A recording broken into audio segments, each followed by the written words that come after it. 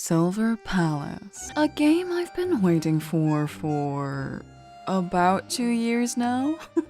Damn, I'm old. Despite its gorgeous visuals and my love for old London detective-type games, as a pity-building believer, the gacha system for this game is what intrigued me the most, even in the first beta where it was suspiciously absent from. Now that the DichotomyBetaTest is happening, we've finally got a gacha system, so let's go over it objectively before we get opinionated. Terminology-wise, SilverPalace calls its gacha revelations. Characters are simply referred to character identity and their different roles in society, like superintendent, detective, secretary, and so on. The revelation part makes sense for the weapon pulls, which are called motives, and more take on the form of a light cone of sorts,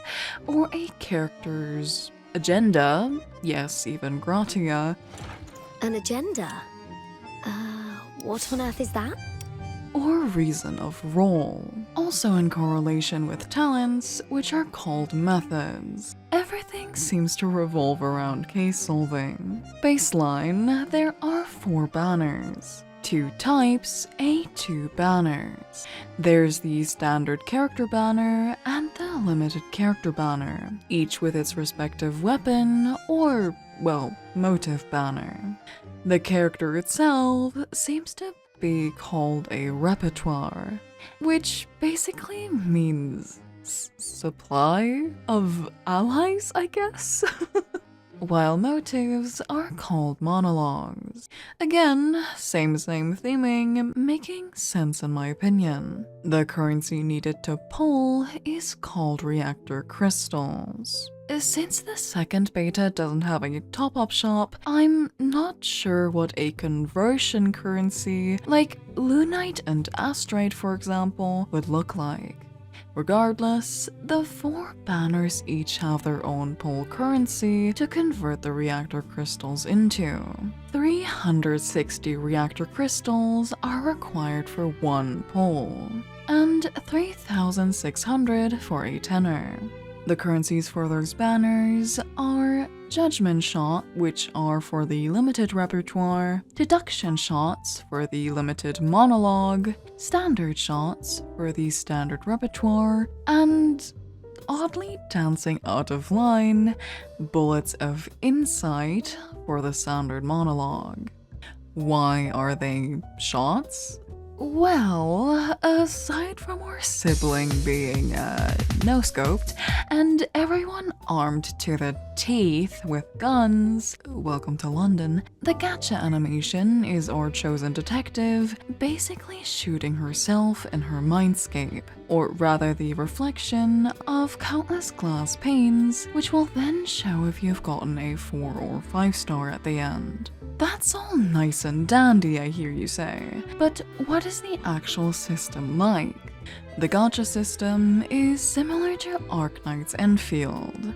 Now, don't click off yet, I know how criticized that one is. I swear there's some good in it.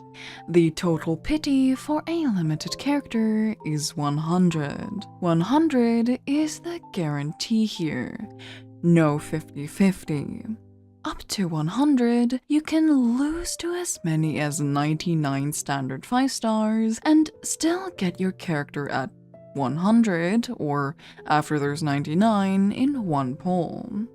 If you do lose 99 times to a standard character, please go buy some scratch cards and kindly mail them to me. Pity does not reset while this happens. So you could potentially lose at 70 and still only need 30 if push comes to shove and you go get to 100 for the limited. Or you could get the limited at 10 pulls and the pity resets.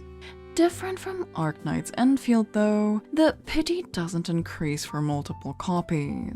Talking pity though, I'm not quite sure if soft pity exists. According to some people, it should theoretically be at 80, but I've seen people, me included, pull all the way to the guarantee.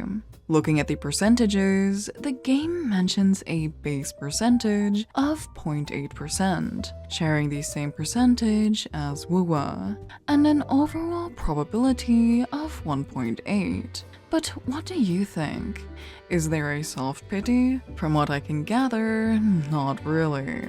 Though, since all 5 stars share a probability, it's currently basically a 25% chance anyway, so 25 over 75, to get the featured one when you do hit the 0.8% early on. The very same system applies for the motive as well, though it's only 80 pity and not 100 here. Like Loki, all Gacha games, or at least all I've played, there are exchange shops, or as I like to call them, scam cashback. The shard exchange features an unlimited amount of all 4 pull types, costing 12 shards, as well as 4 4-star cards. Mind Grain Exchange features a limited amount of pulls, 5 per category at 50 grain, and mats for leveling.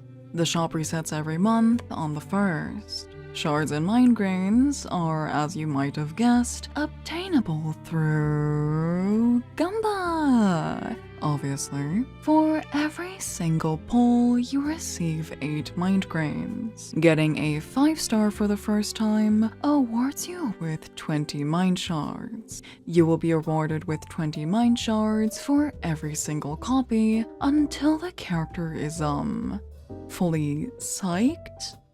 Brain celled? Traded perhaps? I'm not really sure. You get what I mean.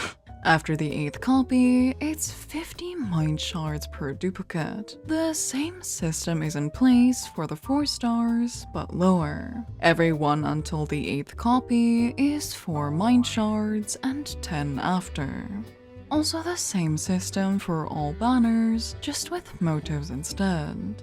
I think that's all there is to the current banner system. It's obviously still very early in development, and we're very much lacking in standard 5 stars and player feedback, but it's obviously a very clear work in progress. Though it is nice to note that a 120 pity, just around 3 weeks ago, was already changed down to 100 upon strong player suggestion. So I think anything here really is subject to change.